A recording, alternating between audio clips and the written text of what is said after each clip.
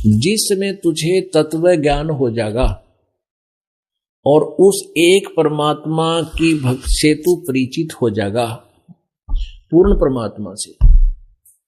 उसके पश्चात तेरी बुद्धि की स्थिति ऐसी हो जाएगी जिस प्रकार बहुत बड़े जलाशय की प्राप्ति के उपरांत एक छोटे जलाशय में जैसी आस्था रह जाती है, ऐसी तेरी आस्था फिर उस तत्व ज्ञान और पूर्ण परमात्मा की समर्थता को जानकर अन्य भगवानों में तेरी श्रद्धा ऐसी रह जाएगी ऑटोमेटिकली। जैसे पुराने समय में जब ये ज्ञान बोला गया श्रीमद् भगवद गीता जी का, उसमें सब कुछ जो सिंचाई भी, जलपान, अब पानी पीना और जल पीते थे, पशुपालन, ये सभी जलाशयों पर होता था। कुछ जलाशय, तकरीबन जलाशय ऐसे होते थे जिन वर्षा हो गई, उसमें पानी शटोर हो गया, सारा वर्ष उससे काम चलाते थे।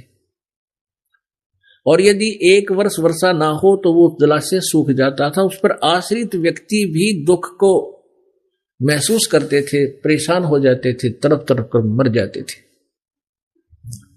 तो यहां क्या बताना चाहता है कि उस छोटे जलाशय के स्थान पर उन प्राणियों को यदि बहुत बड़ी झील, बहुत बड़ा जलाशय प्राप्त हो जा, जिसको 10 वर्ष भी वर्षा ना हो तो भी उसका जल समाप्त ना हो, इतना बड़ा जलाशय,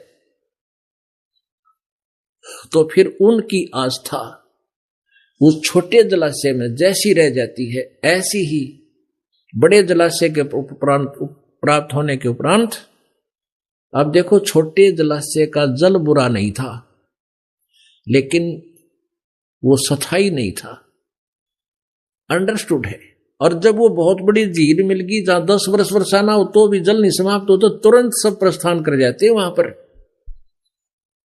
वो छोटे जलाशय ने कोई ना चाहता, फिर वो जल बुरा नहीं, लेकिन वो काम चलाऊ, अस्थायी, नाशवान है।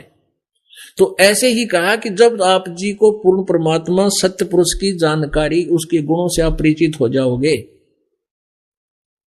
फिर अन्य भगवानों में आपकी साधना आस्था ऐसी हो जाएगी, अर्थात आप फिर उनको सपने में भी नहीं चाहोगे। तो परमात्मा ये कहना चाहते हैं कि भाई, जब तुम मेरे ऊपर आश्रित हो जाओगे, किस प्रकार आश्रित होना है? जैसे पुण्यात्माओं,